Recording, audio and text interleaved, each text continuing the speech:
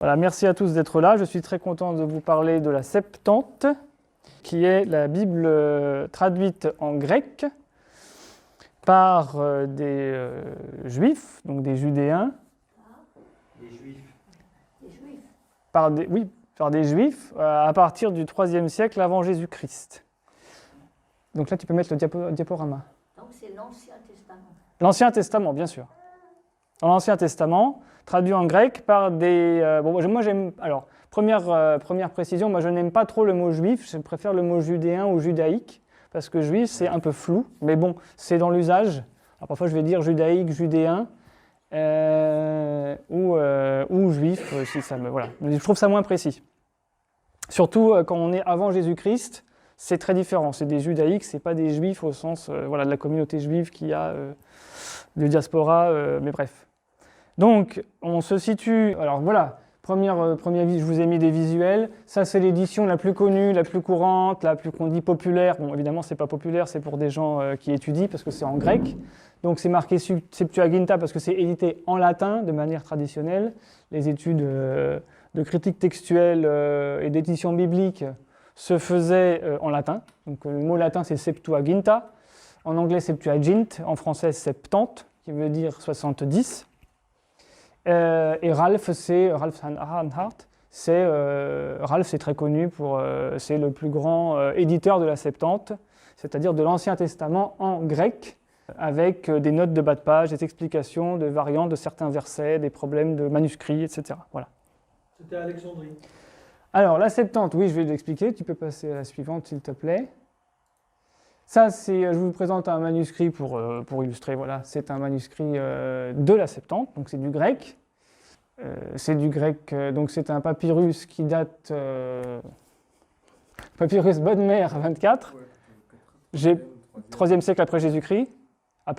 Donc la majorité des papyrus datent après de la composition du texte, du premier texte. Donc mais c'est un manuscrit quand même très ancien.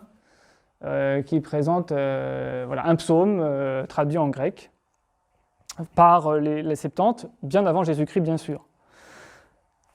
Donc c'est un exemple.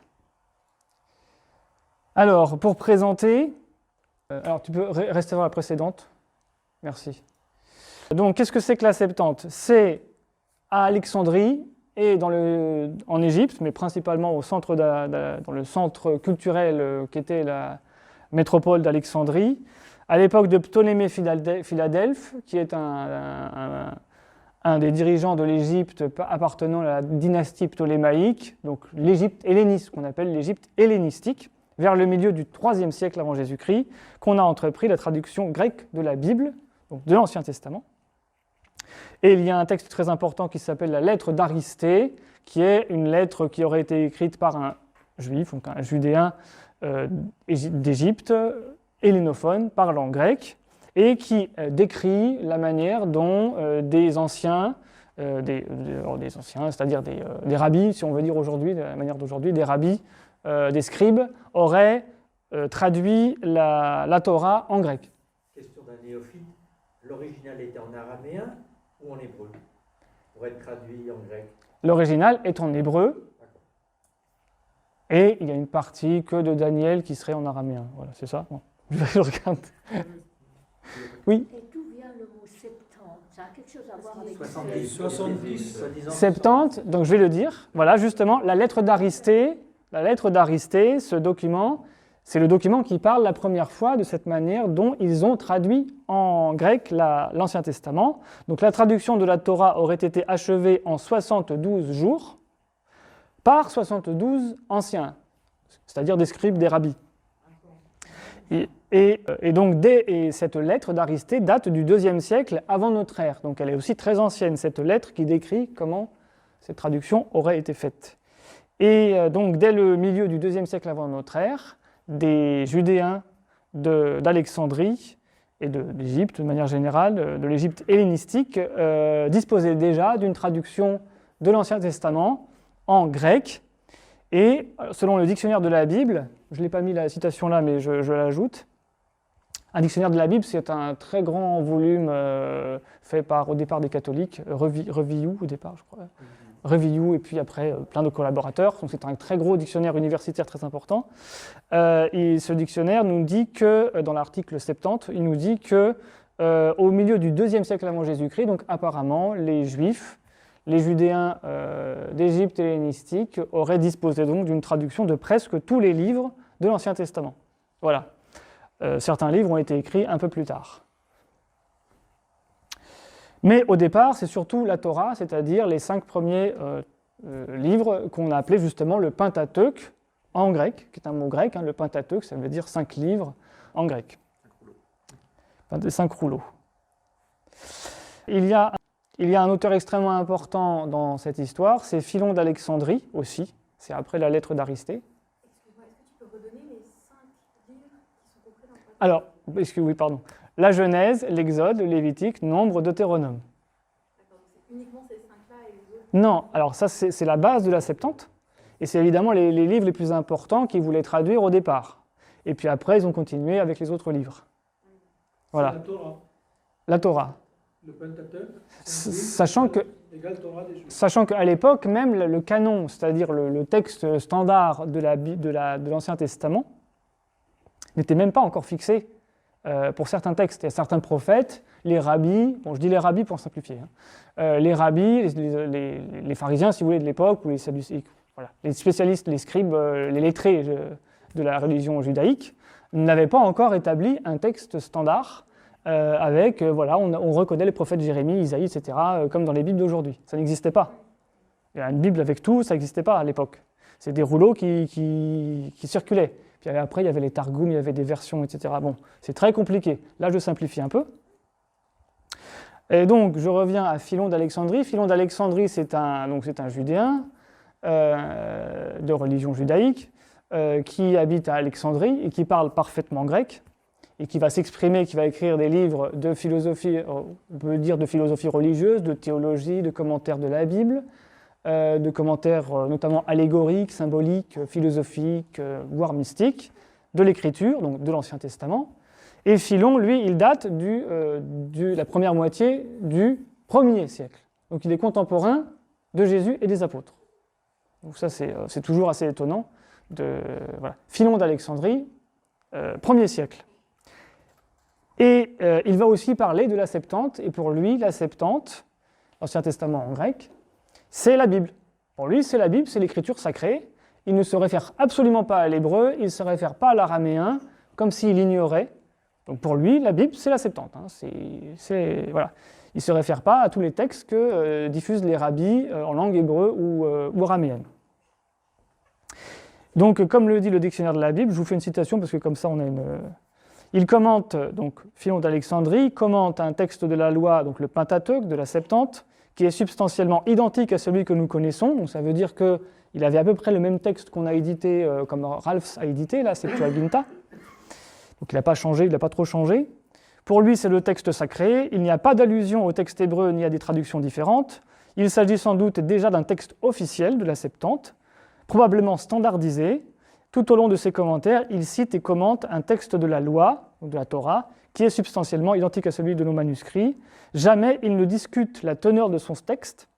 Il n'y a pas la moindre allusion à d'autres traductions possibles. C'est pour lui le texte sacré lui-même, dont chaque mot a son importance. C'est-à-dire que Philon d'Alexandrie, voilà, la Septante, c'est le texte sacré, c'est en grec, et pourtant c'est un juif.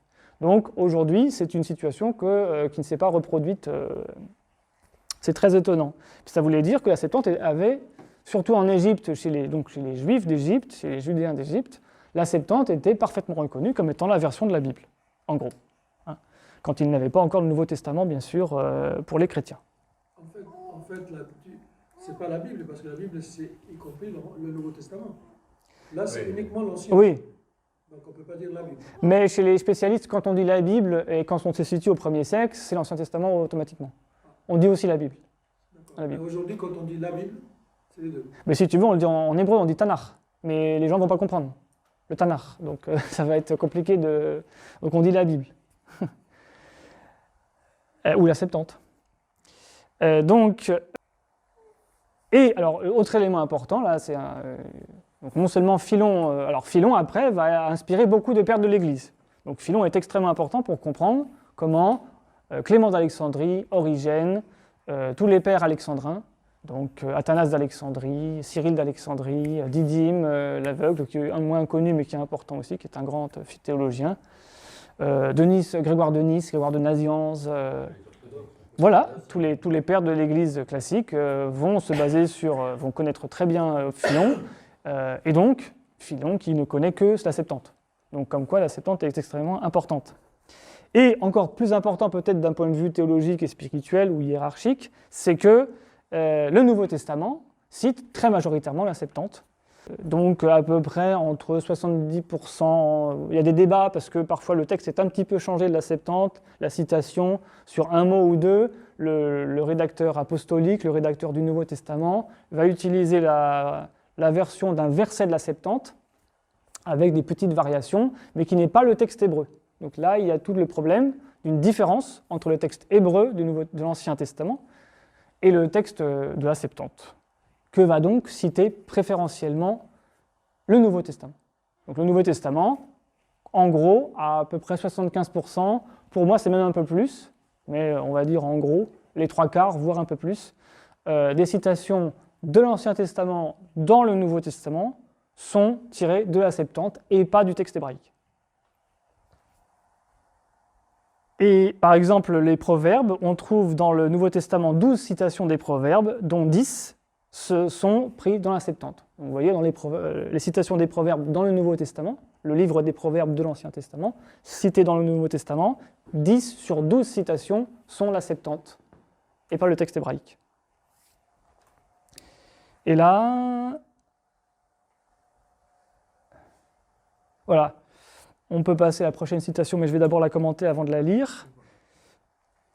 La Septante fut abandonnée par l'Église latine, donc à cause de Saint Jérôme. Saint Jérôme va traduire ce qu'on appelle la Vulgate, c'est un peu plus connu ça. La Vulgate de Saint Jérôme, de Stridon, qui est un grand écrivain, un théologien et un traducteur de la Bible de la fin du IVe siècle, qui va traduire en latin la Bible en entier, du coup, et il va la traduire, en ce qui concerne l'Ancien Testament, il va lui vouloir revenir au texte hébreu. C'est-à-dire que pour lui, la Septante est douteuse, il ne fait pas confiance à la Septante, et il va choisir d'aller consulter les rabbis, d'aller consulter les scribes juifs, donc judaïques, pour rétablir un texte hébreu qu'il va ensuite traduire en latin. Tu peux redire le nom? Jérôme, Saint Jérôme. Ah, c'est Jérôme, d'accord. Saint Jérôme. Mais pas le Nouveau Testament, seulement l'Ancien. Ah bah, le Nouveau Testament est écrit directement en grec. Donc c'est pas la question. Je parle de la Septante, l'Ancien Testament. La Vulgate, c'est Saint Jérôme de l'Ancien Testament, Voilà. en latin. La Vulgate, c'est l'Ancien Testament de l'hébreu en latin et le Nouveau Testament du grec en latin. Voilà.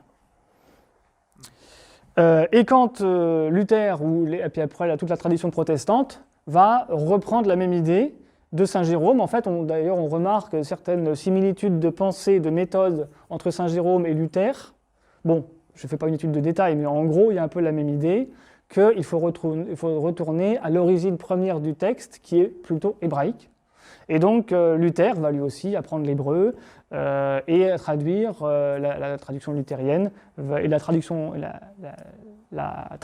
de traduction protestante va être aussi plutôt de l'hébreu à la langue vernaculaire, à la langue allemand, anglais, etc. Et pas trop la Septante. La Septante, elle est douteuse, voilà. Donc si vous prenez le catholicisme, ce qu'on appelle le catholicisme romain, et le protestantisme vont un peu mettre de côté la Septante, enfin beaucoup. Et c'est pour ça que la Septante, forcément, si vous prenez le catholicisme et le protestantisme, c'est 90% du nombre des chrétiens dans le monde, quasiment, hein, en masse. Donc forcément, la Septante, il ne reste plus grand monde pour s'intéresser à la Septante.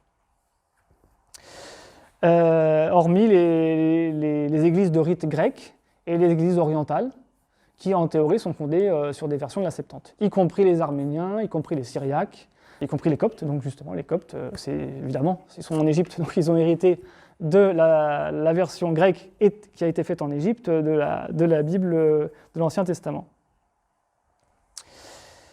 Et aujourd'hui, la situation est très étonnante. C'est un peu un scoop, si on veut. La situation est très étonnante. Vous ne trouverez pas en français une traduction de la Septante. complète. C'est-à-dire vous cherchez l'Ancien Testament de cette fameuse traduction qui a été la base des apôtres, de Philon d'Alexandrie, de tous les grands-pères de l'Église, vous ne la trouverez pas traduite en français. Vous trouverez toujours des traductions faites sur l'hébreu.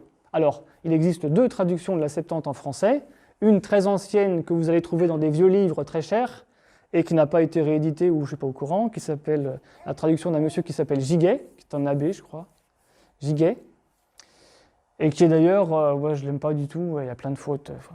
Il y a plein de fautes, il y a plein de méprises, voilà. Et puis il y a une nouvelle entreprise qui a été faite quand même à la fin du XXe siècle par des grands spécialistes français. Ça s'appelle la Bible d'Alexandrie. Je n'ai pas mis de visuel. Mais qui ne publie que livre par livre. Donc ils ont fait un volume pour la Genèse, un volume pour l'Exode, un volume pour le Lévitique, avec à chaque fois des notes de bas de page énormes qui prennent, donc vous avez, sur 2 pages, vous avez ça de versets et ça de notes. Voilà. Donc du coup, vous comprenez bien qu'ils ont mis beaucoup de temps à le faire et que la plupart des membres de ce groupe de spécialistes, aujourd'hui, est en train de mourir. Donc ils meurent et il n'y a pas de personnes assez compétentes pour reprendre le travail. Donc ils se sont arrêtés. Par exemple, ils n'ont pas édité les psaumes. Ils n'ont pas édité beaucoup de prophètes. La Bible d'Alexandrie, vous ne trouverez pas beaucoup de textes de l'Ancien Testament. Mais il y a les Proverbes, il y a l'Ecclésiaste, il y a Genèse, Exode et Genèse. Voilà, il n'y a pas tout, quoi. Et c'est très cher aussi, donc c'est en plus, voilà. Alors, on peut considérer que c'est très étonnant, puisque aujourd'hui, si vous prenez dans le monde de l'édition des livres théologiques ou de religion chrétienne, vous avez dans les sources chrétiennes, éditées par le CERF, je crois, vous trouverez tout un ensemble de théologiens, même les plus inconnus, qui vont être édités quasiment intégralement, avec le texte latin ou le texte grec ou le texte syriaque, et vous allez trouver une très bonne traduction avec des notes. Mais la Septante, personne ne s'en est occupé complètement. Alors voilà, c'est très étonnant. C'est très étonnant. Et donc, œuvre d'une importance capitale à la fois pour l'histoire du judaïsme hellénistique et la compréhension des origines chrétiennes, cette Bible grecque est encore trop largement et injustement inconnue. Jusqu'à une époque très récente, la Septante n'était prise comme elle aurait dû l'être, ni comme l'objet principal des études bibliques, ni comme la version juive ayant eu une vie réelle dans le judaïsme hellénistique, ni non plus comme une source exégétique des premières églises chrétiennes. Et moi, je rajouterais d'ailleurs liturgique. La liturgie des premières églises chrétiennes, hellénophones, qui était la majorité, était sur la Septante, bien sûr. Pardon, une question. Oui. La Bible de Jérusalem, c'est-à-dire la version catholique, sur l'hébreu. Sur l'hébreu. La Bible en arabe, je sais pas si tu l'as sur l'hébreu. Sur l'hébreu. C'est fait par les Libanais à la fin du 19e siècle, c'est ça? La version Van Dyck. Van Dyck, Oui, oui. oui. Ça a été fait au Liban et c'est aussi sur l'hébreu.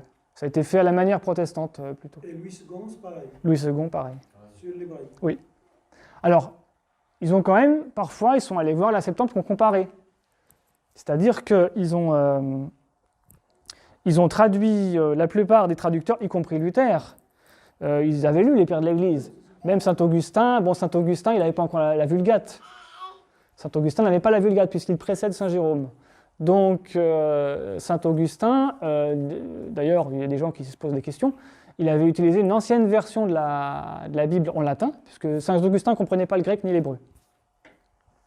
Et il y avait une ancienne version de la Bible en latin, qui précédait Saint-Jérôme, mais qui était très variable, il n'y avait pas tous les textes, il n'y avait pas tous les livres. Et c'est Saint-Jérôme qui a tout standardisé, qui a fait une traduction complète. Et Saint-Augustin, par exemple, il connaissait forcément un peu la Septante.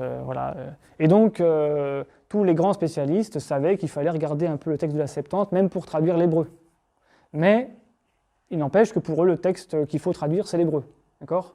Donc ça, c'est une question spécialiste. Après, c'est des consultations comparatives, mais toujours au profit de l'hébreu en général.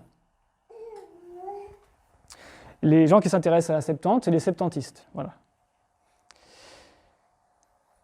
Alors, diapositive suivante. Donc, c'est une traduction grecque de l'hébreu. Et pour passer de grec à l'hébreu, il y a deux grands problèmes de traduction. Il y a ce qu'on peut appeler la lexio et ce qu'on peut appeler l'interpretatio.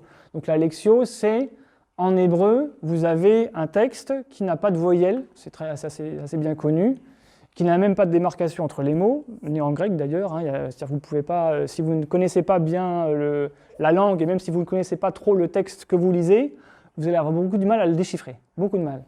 Donc du coup, vous pouvez le lire, vous pouvez comprendre des mots différents, vous pouvez identifier des mots différents suivant votre lecture, donc votre lexio. Donc découpage du mot, c'est-à-dire qu'est-ce que le mot commence à cette lettre ou à cette lettre-là. Donc voilà la lettre suivante. Et puis des vocalisations différentes, c'est-à-dire que suivant la vocalisation, vous avez en hébreu le même mot qui s'écrit, qui a des homonymes, parce que les voyelles vont changer le sens du mot, mais les voyelles ne sont pas écrites. Ça, c'est assez connu. Donc vous avez un panel d'options disponibles dans le texte original.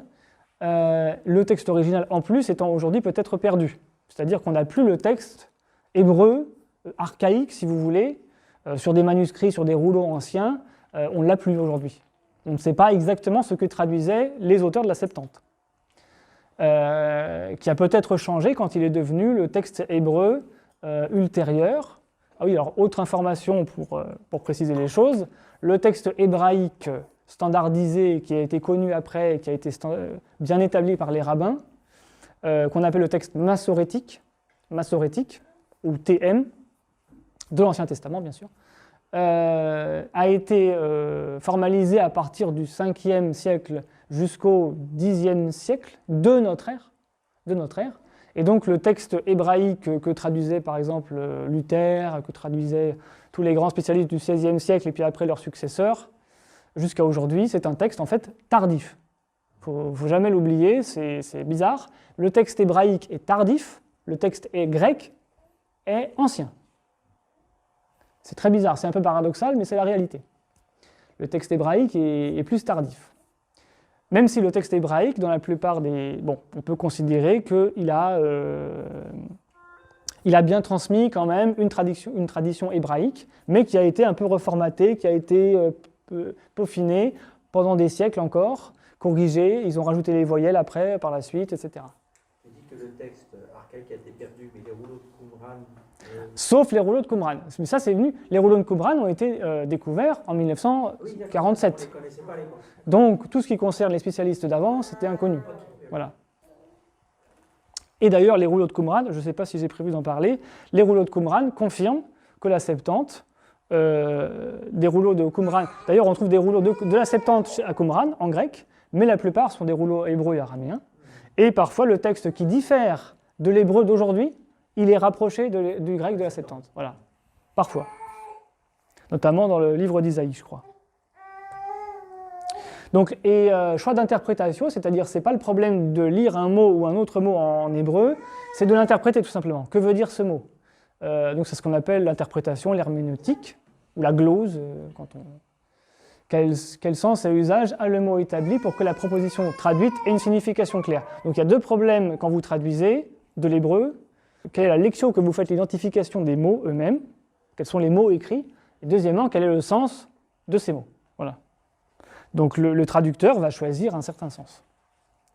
Or, cette traduction va être fondamentale dans le christianisme, comme je l'ai dit, que ce soit la lecture ou l'interprétation, une fois que vous avez un texte grec, il va donner une sorte d'enseignement qui va donc être différent, qui va être une option, une compréhension du mystère de la foi, qu'on va dire, comme on le dit en théologie, du mystère de la révélation, qui va être complètement différent si vous partez de l'hébreu ou si vous partez du grec.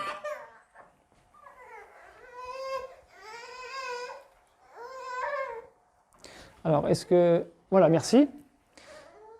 Non, c'est une autre citation. Voilà, je vais en parler après, mais j'avais un autre exemple. Par exemple, la traduction majoritaire de l'hébreu da'at, vous avez un mot en hébreu qui se dit da'at, qui veut dire la connaissance, le savoir, et va être traduite par aisthesis en grec. Mais aisthesis, ça veut dire la sensation, le sens, la sensation. Alors en français, on peut dire peut-être le bon sens, da'at, la connaissance, aisthesis, le bon sens, une sorte de savoir, sensation intellectuelle, voilà. Or, la traduction de da'at en aisthesis, c'est-à-dire en sens, sensation, sensibilité intellectuelle ou spirituelle, va être fondamentale chez Origène, par exemple. Origène va développer cette idée que la connaissance de la révélation vient d'une sorte de sensation intellectuelle ou spirituelle. Vous voyez, ça va donner des interprétations extrêmement différentes. Et donc, Clément d'Alexandrie et Origène vont développer par exemple l'idée de sens spirituel placé en l'homme pour percevoir le monde divin. Non, tu peux remettre l'étude des divergences, voilà. Merci. Donc, l'étude des divergences entre la Septante, donc LXX, c'est la Septante, en chiffres romains, et le TM, le texte massorétique hébraïque, donc tardif, est du plus haut intérêt pour l'histoire du judaïsme hellénistique et pour l'histoire du christianisme ancien. Les leçons propres de la Septante expliquent-elles, donc les leçons, les lections, les interprétations, les traductions de la Septante expliquent-elles certains développements théologiques ou spirituels des chrétiens de langue grecque que n'explique pas le texte massorétique. Donc autrement dit, une influence doctrinale qui va donner par exemple le credo de Nicée, qui va donner les dogmes chrétiens. Voilà.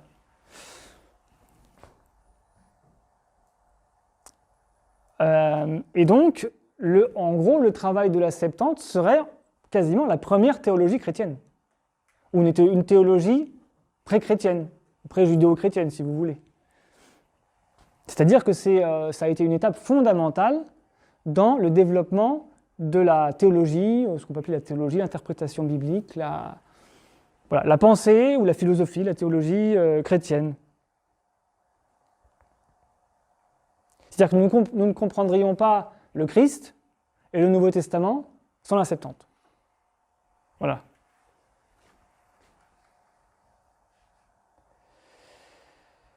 Alors, selon Gorg, voilà.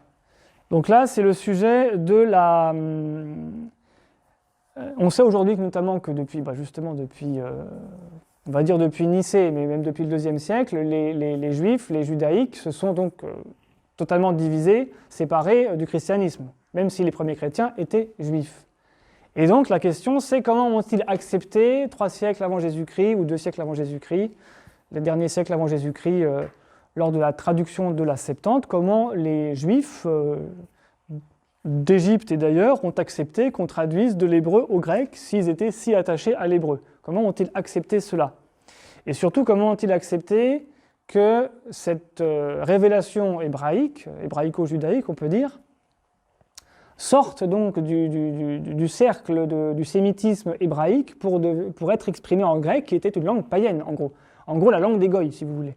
Comment ont-ils accepté que ça devienne un texte intégralement écrit dans la langue des Goïs, et même que ça soit transmis, parce que dans les synagogues d'Égypte et les autres synagogues hellénophones, on a parlé pendant des siècles en grec. On a lu le texte biblique en grec. On a récité les psaumes en grec. Donc il faut imaginer, dans les synagogues du temps hellénistique, hellénophones, ils mettaient leurs bandelettes, ils mettaient leurs phylactères, ils mettaient leur voile de prière, et ils priaient en grec. Vous voyez ? Alors après, selon les méthodes, je ne sais pas s'ils mettaient tout ça. Aujourd'hui, quand ils prient, les Juifs, ils mettent leurs bandelettes, ils mettent leur... Voilà, je ne sais pas. Souvent, ils mettaient le talit, il y avait au moins le talit, c'est-à-dire le voile de prière, ça c'est très ancien. Et voilà, il faut les imaginer priant en grec. Alors que si vous dites ça à un rabbin d'aujourd'hui, il va vous dire que c'est pas impossible. Je n'y crois pas, c'est impossible. Mais à l'époque, en fait, c'est une réalité. Donc comment que ça se fait qu'ils ont accepté ça? Comment que ça se fait qu'ils ont accepté d'utiliser des mots païens, goy, pour parler de la révélation du Dieu d'Israël? Selon Gorg, il y aurait eu une influence de la religion ptolémaïque sur la Septante. Donc effectivement, il y aurait une influence hellénistique, et en l'occurrence ptolémaïque, c'est-à-dire du pouvoir, de la civilisation gréco-égyptienne de l'Égypte hellénistique sur la Septante. Par exemple, en Deutéronome 9, 26, Seigneur, roi des dieux, recopierait ou aurait été influencé, si vous voulez, aurait été influencé par l'appellatif divin de Amon-Ré, roi des dieux de Thèbes. Parce qu'on ne trouve pas cette notion de roi des dieux en hébreu. La théologie ptolémaïque elle-même aurait influencé la traduction. Sachant qu'évidemment, roi des dieux, a priori, un juif de l'époque pouvait accepter qu'on pouvait appeler le Dieu d'Israël roi des dieux. Mais cette appellation n'existant pas en hébreu, on s'est dit, il y a eu une influence de cette religion gréco-égyptienne. Alors, si on passe aux évangiles, les citations de l'Ancien Testament dans les évangiles, avant de parler de ça. Donc, comme je l'ai dit, le Jésus dans les évangiles, il va bien sûr citer davantage la Septante que le texte hébraïque. Et deuxièmement, Jésus dans les évangiles ou les évangélistes, cite bien plus souvent les prophètes et les psaumes que le Pentateuque aussi. Le Pentateuque est cité assez peu. Donc la loi, la Torah est citée assez peu, et Jésus et les évangélistes, ils vont beaucoup aimer les psaumes sont beaucoup cités, et les prophètes, par exemple Ésaïe qui est le prophète messianiste. Et ça montre qu'il y a une sorte d'évolution de la pensée, on va appeler ça judéo-chrétienne par défaut, on cite moins la loi et on ne la cite pas en hébreu. Vous voyez, c'est complètement différent. Si vous êtes dans un esprit, dans une religion rabbinique, c'est l'hébreu et tout est basé sur la loi. Vous voyez, Jésus, lui, va se baser plutôt sur les psaumes et les prophètes, c'est-à-dire on part sur une spiritualité plus prophétique et plus psalmique, une spiritualité qui est basée plus sur les psaumes que sur la Torah à la manière rabbinique. Bien sûr, on comprend que Jésus, dans les évangiles, s'oppose aux pharisiens. Mais le rôle de la Septante, ici, devient intéressant. Et donc c'est pour expliquer comment la Septante va permettre de comprendre, donc là tu peux mettre le suivant effectivement, la Septante permet de comprendre comment on passe du judaïsme, qu'on peut appeler rabbinique, au christianisme. Là, il n'y a pas en Genèse 30 ? Voilà. En Genèse 30, pour raconter la ruse de Jacob destinée à faire fructifier les bêtes qui formeront son troupeau, le grec, donc la traduction de la Septante en grec, modifie de façon importante le lexique et substitue, entre autres variantes, les deux qualificatifs bêtes sans signe et bêtes marquées d'un signe, pour distinguer les bêtes qui reviendront à Laban et de celles qui seront à Jacob. Dans le texte massorétique, hébraïque, on appelle ça bête faible et bête forte. C'est en hébreu. C'est des termes assez simples, assez basiques, bête faible et bête forte. Or, en grec, ça va être bête sans signe et bête marquée d'un signe. Et donc, les interprètes hellénophones et donc ensuite les théologiens, les pères de l'Église, trouveront dans ces adjectifs donc épisémos, asémos, épisémos avec un signe, asémos sans signe, asémos sans signe, une valeur allégorique et religieuse importante. Le troupeau marqué d'un signe de Jacob préfigure le peuple chrétien marqué du signe de la croix. Vous voyez ? Donc, dans la Septante, il y a des éléments qui sont fondamentaux dans l'interprétation du christianisme, le plus fondamental, le signe de croix ici.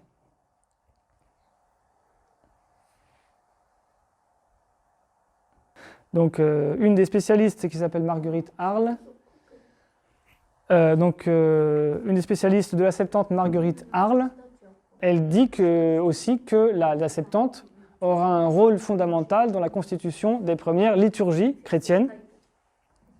Certaines leçons propres à la Septante, passées dans la liturgie, ont revêtu chez les chrétiens une grande valeur religieuse. Ainsi en est-il de l'expression d'Isaïe 9,5, « Ange du grand conseil », prise comme titre du Christ, et entrée dans les anaphores eucharistiques. Alors voilà, aujourd'hui c'est peu connu parce qu'effectivement, comme appeler Jésus « Ange du grand conseil », théologiquement, ce n'est pas ce qui est le plus connu. Mais à l'époque, en réalité, même si on considérait le Christ comme étant le Fils de Dieu, comme étant de nature divine, il avait aussi ce titre-là. Donc, ange du grand conseil dans la Septante d'Isaïe, toujours bien sûr, tandis que vous n'avez pas ce mot en hébreu. En hébreu, il n'est pas appelé comme ça, dans le même texte d'Isaïe 9,5.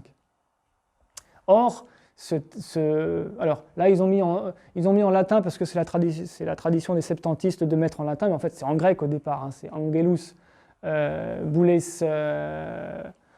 Megales. Angelos Boules Megales. Donc, ils l'ont mis en latin Angelus Voluntatis Tuae, chez Hippolyte. Voilà. Hippolyte, c'est un très ancien père de l'Église, fin du IIe siècle, début du IIIe siècle, qui est très important pour comprendre les premières liturgies. Et on voit qu'il utilise la Septante. Voilà. Donc ça veut dire qu'il témoigne des premières liturgies des premiers chrétiens qui utilisaient donc la Septante dans leurs messes, dans leurs eucharisties, dans leurs liturgies. Alors même que cette expression « ange du grand conseil » n'est pas forcément valorisante pour le Christ, puisque c'est qu'un ange dans cette expression. Vous voyez, c'est un peu paradoxal, mais ça prouve que la Septante avait un rôle extraordinaire dans les premières liturgies. Je note d'ailleurs, là je ne l'ai pas mis, mais on trouve cette expression « ange du grand conseil » dans la liturgie copte. Donc ça sera Angelos ente pinishti en sochni, en copte donc, dans une des doxologies sur le Christ. Tu connais, non, en arabe, quelque chose à dire? En sochni. Sochni. Donc c'est Saint-Michel, là? Non, c'est le Christ. Dans ce texte d'Isaïe, ça désigne le Christ. Non, ça désigne bien le Christ dans ce texte d'Isaïe. Ça dénomme du Christ dans le Grand Conseil. Voilà, c'est En copte, c'est Michael? Non. Non, c'est le Christ. Dans ce texte d'Isaïe, alors je ne l'ai pas pris, mais si tu prends tout le verset, tout le passage, c'est un texte messianique qui annonce le Christ. Et dans... Là, on a juste... Voilà, et en hébreu, il est dit Père éternel, Dieu fort, Prince de paix, etc. En hébreu. Donc en hébreu, il valorise plus le Christ. Parce que c'est un des versets où la Septante ne valorise pas forcément le Christ, tandis que l'hébreu le valorise plus. Enfin, le Messie en tout cas, le Messie, bien sûr. Et pourtant, ce texte sera pris par les premiers chrétiens aux dépens de l'hébreu. Voilà. Alors maintenant, je vais juste vous présenter brièvement le contenu de la Septante, c'est-à-dire de la Bible de l'Ancien Testament, parce qu'en fait, la Septante a un contenu spécifique. Donc c'est le contenu habituel, bien sûr, le Pentateuque, Josué, Juge, Ruth, les livres historiques, un roi de rois, un Samuel de Samuel, un chronique de chroniques, toutes les chroniques des rois d'Israël, bien sûr. Le contenu habituel, le canon juif, le canon de l'Ancien Testament, les poétiques et les sapientiaux, Job, Psaume, Proverbe, Ecclésiaste, Cantique des Cantiques, et puis tous les prophètes. D'accord? Donc Daniel, Isaïe, Jérémie, tous les petits prophètes. D'accord? Ça, c'est évidemment dans la Septante. Mais il y a aussi les deutérocanoniques. Ce qu'on appelle les deutérocanoniques, qui ne seront pas acceptés par les rabbins judaïques quand ils vont standardiser le texte de l'Ancien Testament au début du IIe siècle après Jésus-Christ. Donc ils vont évidemment, quand vous imaginez un conseil de rabbins en 120 après Jésus-Christ, donc Yamnia, 120 c'est ça? Je veux dire 120. 121 je crois, mais on va dire ça. Le royaume d'Israël est quasiment en décomposition, enfin il n'y a pas de royaume d'Israël, ils sont sous domination romaine bien sûr, et ils vont donc en quelque sorte restructurer le judaïsme. Et vous êtes en 120 après Jésus-Christ, donc vous allez constituer quelque chose qui va forcément être non chrétien, anti-chrétien, il faut vous montrer que non, c'est pas nous, c'est pas nous, c'est pas nous. Donc ils vont constituer à ce moment-là le canon de l'Ancien Testament. Donc ils vont forcément pas le constituer d'une manière favorable aux interprétations chrétiennes, aux interprétations des premières églises. Et donc ils vont exclure tous ces textes que nous connaissons très bien aujourd'hui, les psaumes de Salomon, la sagesse de Salomon, le siracide, c'est-à-dire l'ecclésiastique, ou la sagesse de Ben Sirac, le livre de Judith, le livre de Tobie, y compris les livres des Maccabées, qui sont pourtant quand même pro-juifs, enfin pro-Israël, le livre de Baruch, l'épître de Jérémie et des chapitres deutérocanoniques du livre de Daniel. Notamment... Qui sont les livres apocryphes. Voilà. Apocryphes. Par exemple, le chapitre sur Suzanne, sur Bel et le dragon, c'est pas dans le corpus hébraïque. Non, je veux dire deutérocanonique et apocryphe, c'est la même chose. Alors, après, les théologiens vont faire une différence. Les deutérocanoniques, ils sont dans la Septante. Les apocryphes, on va considérer que c'est ceux qui sont à l'extérieur même de la Septante. C'est-à-dire qu'ils sont dans la Septante, donc ils sont quand même un peu canoniques. Donc on va dire deutérocanoniques. C'est-à-dire deuxièmement canoniques. Mais aujourd'hui, on dit plutôt intertestamentaires, puisqu'ils ont été écrits, tous ces textes-là dont je viens de parler, Sagesse de Salomon, Tobie, Judith, ils ont été composés entre Malachie et les évangiles. Vous voyez ? C'est-à-dire entre le 2e siècle, le 3e siècle avant Jésus-Christ et le 1er siècle. Donc après, bon, j'avais préparé une analyse détaillée mais je vais passer parce que sinon ça va être trop long. Et alors donc, avec ce que je viens de dire, cette présentation des apocryphes, enfin des deutérocanoniques, la Septante est beaucoup plus grande que l'Ancien Testament hébraïque, puisqu'il y a beaucoup plus de textes quand même, la sagesse de Salomon, le siracide fait 51 chapitres. Siracide, c'est un gros livre. Vous ajoutez Judith, Tobie, les Maccabées, etc. Bon, ça fait un texte qui est beaucoup plus gros. Donc, avec la Septante, vous avez un Ancien Testament qui est finalement plus divers, qui a plus de diversité, qui a plus de richesse, qui explore des domaines plus larges. Par exemple, dans Tobie, vous avez quand même un archange qui vous raconte comment faire un remède médical pour les yeux. Ce que vous ne trouvez pas trop dans les autres textes bibliques. Et c'est d'ailleurs pour ça que certains théologiens et que les juifs ne vont pas trop aimer ça. Ils vont dire c'est quoi cette sorte de magie, c'est quoi cette sorte de chamanisme bizarre avec l'ange, donc l'archange Raphaël.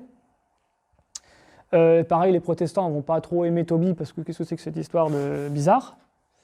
Et pourtant, Tobie, le personnage qu'il est décrit dans le livre de Tobie, est un personnage qu'on peut considérer comme parfaitement orthodoxe. C'est un juif extrêmement pieux, qui fait toutes les prières, qui donne aux pauvres, qui enterre les juifs qui sont morts, parce qu'à l'époque, il y avait une interdiction. C'est un texte qui se situe dans la Perse, hein, dans les zones de la Perse antique, où il y avait une diaspora juive et qui était persécutée. Voilà. Il y a aussi tout un messianisme un peu différent. Dans les psaumes de Salomon, par exemple, vous avez des textes très messianiques qui vont intensifier une sorte de perception de l'attente du Christ, qui va être un peu comme dans l'Isaïe, mais de manière un peu différente et qui intensifie ce messianisme. Et donc qui annonce, vous avez aussi dans la sagesse de Salomon des textes qui vont annoncer les sentences de sagesse de Jésus, par exemple. Jésus va aussi citer le Siracide. Il y a des phrases de Jésus, alors je ne me rappelle plus, même certaines paraboles de Jésus sont inspirées par la sagesse de Salomon et le Siracide, qui sont dans les deutérocanoniques de la Septante, et pas dans le texte hébraïque. Alors, on a retrouvé récemment la Guénisa du Caire. La Guénisa du Caire, c'est un des trois... en gros, dans les années 45-50, on a découvert Qumran, on a découvert Nag Hammadi, ça c'est les textes justement apocryphes gnostiques, on dit hérétiques d'un point de vue théologique, et on a découvert aussi, un peu moins connu mais très important, la Guénisa du Caire. Dans une vieille synagogue du Caire, on a trouvé ce qu'on appelle une Guénisa, c'est-à-dire une grande jarre qui contenait de très anciens rouleaux. Alors je ne sais même plus s'il y en avait en grec d'ailleurs. La vieille synagogue du Caire. Et il y a aussi là tout un ensemble de documents qu'avaient délaissés les Juifs, parce qu'ils étaient vieux, parce que ce n'étaient plus les textes standardisés, etc. Et en fait, c'était des textes extrêmement anciens. Et là, on a retrouvé une version fragmentaire du Siracide, par exemple, en hébreu. Mais entre le 1er siècle avant Jésus-Christ et cette découverte de la Guénisa du Caire, alors j'ai un doute, la Guénisa du Caire, en fait, c'est quand qu'elle a été découverte? J'ai un doute si c'est en 1940 ou si c'est au 19e siècle. Mais bref, c'est récemment quand même. J'ai un doute sur la date. J'ai un doute de 50 ans, on va dire. Et on a retrouvé là des parties d'apocryphes, enfin de deutérocanoniques, qui avaient été écrits primitivement en hébreu. Comme on a retrouvé aussi des passages, je crois, de Tobie et du Siracide. Ça, je suis à peu près sûr. En hébreu, mais en fragments. Le texte n'avait été transmis jusqu'à nous que par la Septante en grec. Alors maintenant... Juste une question. Ces découvertes du Guénisa du Caire se trouvent où ces manuscrits aujourd'hui? Parce que je sais que j'ai entendu dire c'est qu'il y avait 400 000 petits fragments oui.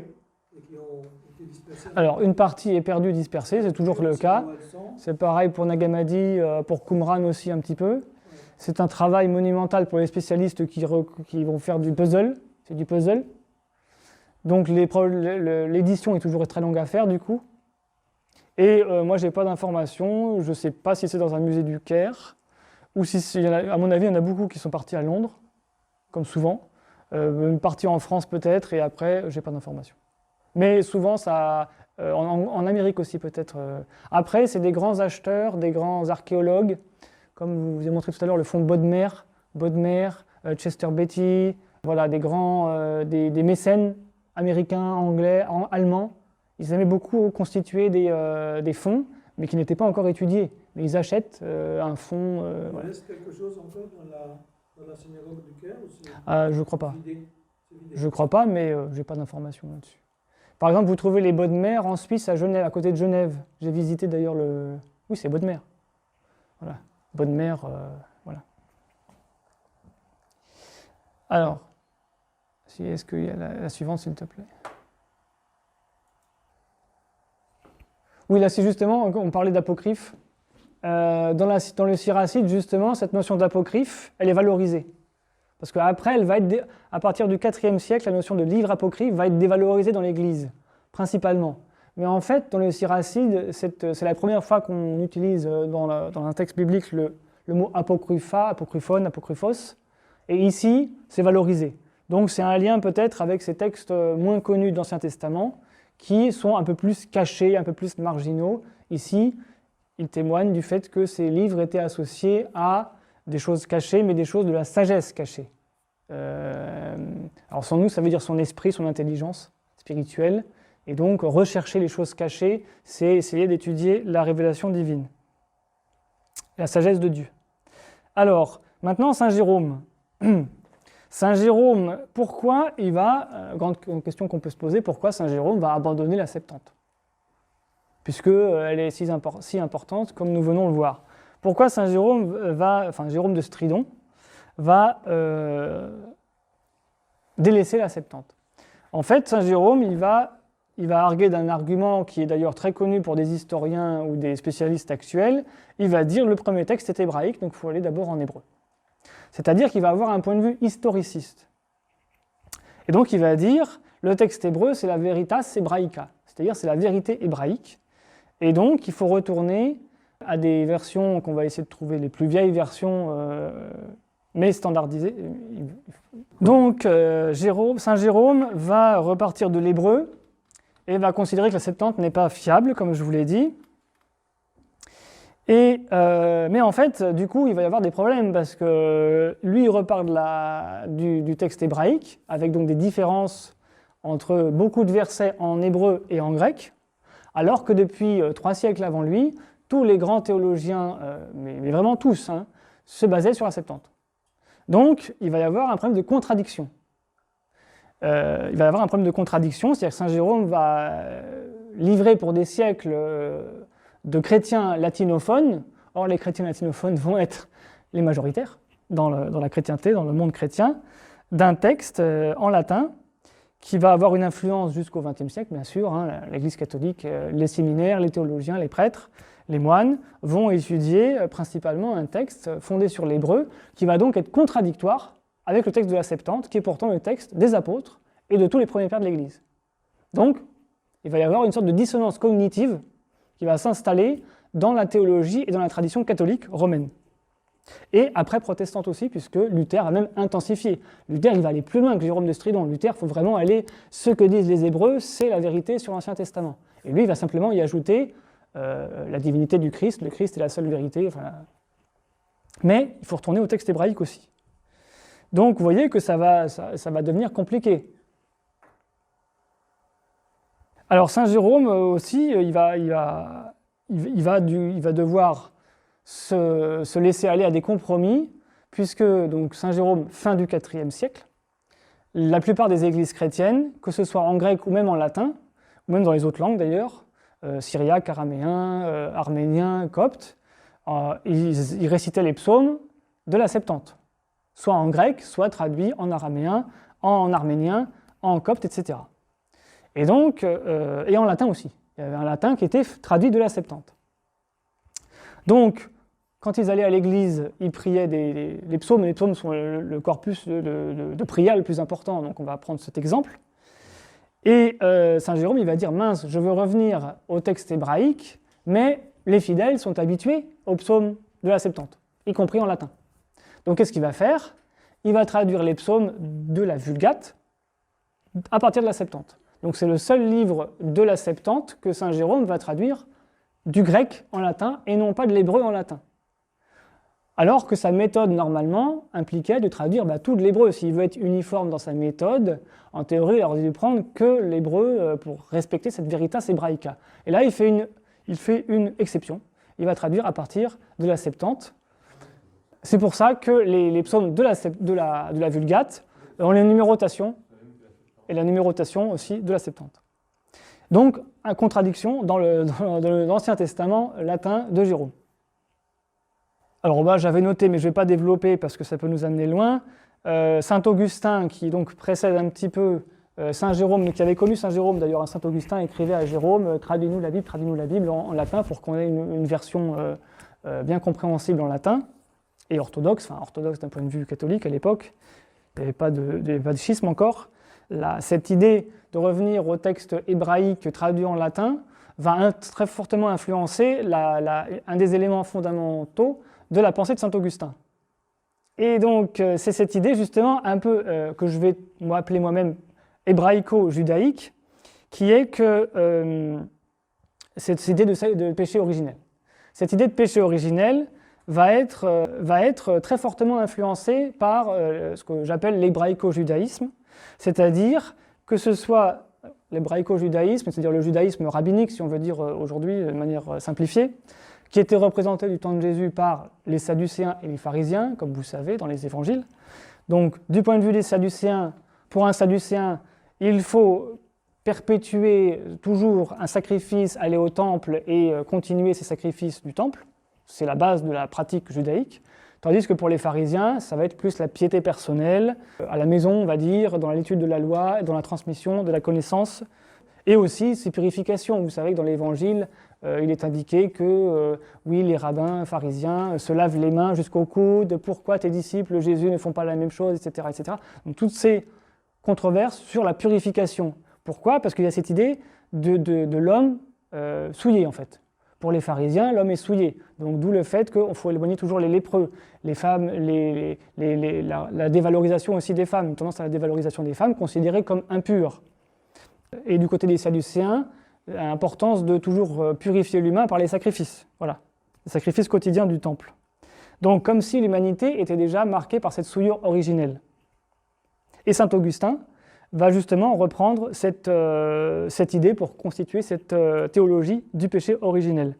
Donc on voit un lien, c'est un des liens que j'établis, là je ne vous développe pas, je fais un résumé là, c'est un peu schématique, mais c'est un des liens qui montre que cette tendance, on va dire latino-judaïco-hébraïque, avec cette idée de péché originel, va passer saint Augustin, saint Jérôme, et va impliquer une mise sur le côté de la Septante grecque, qui justement insiste beaucoup moins sur les sacrifices du temple. Forcément, c'est traduit par des juifs d'Alexandrie et de Grèce, hellénophones, parlant grec, qui considèrent forcément Jérusalem et les sacrifices quotidiens du temple comme étant moins importants. Pour eux, ce qui est important, c'est de continuer à pratiquer les psaumes, d'espérer dans le Messie promis, etc., et pas les sacrifices quotidiens du temple sur lesquels s'arc-boutent les Sadducéens, par exemple.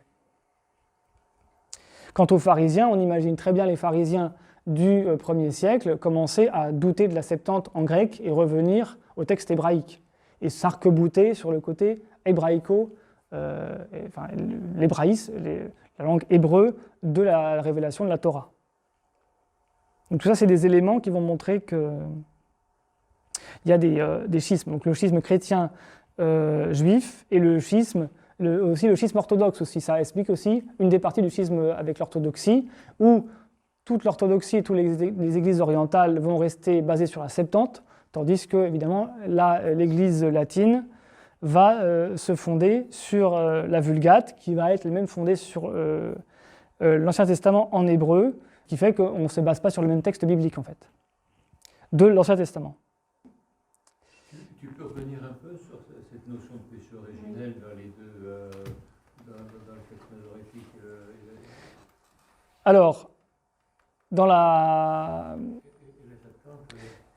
Par exemple, lorsque vous avez en Jean 7,49, ce peuple ignorant, ce sont des maudits. Donc, c'est une phrase des pharisiens qui lancent à Jésus ou aux croyants qui croient en Jésus. Ou, ce sont des maudits, ce sont des... Ça, c'est typiquement la mentalité pharisienne, justement. C'est typique, enfin, ce que dénonçaient Jésus et les chrétiens dans les juifs pharisiens. Et donc, Jean 7,49, ce peuple ignorant, ce sont des maudits. Des maudits. Citation biblique, citation de l'Évangile. Et ça, c'est typiquement la mentalité pharisienne que dénonce l'Évangile. Je ne parle pas historiquement des Juifs. Là, je parle d'un point de vue chrétien, bien sûr. Hein. Donc ça correspond un peu à cette idée de souillure originelle de l'homme, du peuple, qui doit aller au temple pour se purifier, qui doit aller voir les pharisiens pour connaître la loi, pour savoir comment se purifier, etc., etc. Donc ça a pu participer de cette idée latine de péché originel qui va avoir une influence et qui, on peut dire, est hébraïco-latine, si vous voulez. Surtout que dans l'Empire romain, il y a toute cette idée de juridisme. Il y a quelque chose qui est très comparable chez les juifs pharisiens et chez les romains, c'est le juridisme. Ça a été aussi étudié par beaucoup d'historiens de la religion, de se fonder sur le droit canon, le juridisme, être assez formaliste au niveau juridique. Et c'est typiquement juif d'ailleurs. Et c'est typiquement ce que dénonce d'ailleurs Jésus chez les pharisiens. Oui, et alors la Septante. Et la Septante n'a pas cet esprit-là. La Septante, justement, et alors Philon d'Alexandrie, par exemple, n'a pas du tout cet esprit-là. Philon d'Alexandrie, c'est pas du tout le sacrifice du temple n'est pas le fondement de la foi. Les purifications quotidiennes ne sont pas le fondement de la foi, comme les pharisiens dénoncent. Ça, c'est les conséquences du péché originel, c'est pas l'origine du péché originel. Non, moi je parle de l'idée, la conception de cette théologie du péché originel. Je ne vous fais pas toute l'histoire de cette doctrine, mais c'est juste un lien que je fais. C'est pour expliquer que la Septante n'est pas dans cet esprit-là. Et il aurait été par exemple très difficile pour Augustin ou pour Saint Jérôme ou pour d'autres théologiens latins de développer une théologie du péché originel basée uniquement sur la Septante par exemple. Parce qu'il n'aurait pas trouvé certains textes qui en grec n'ont pas ce sens-là.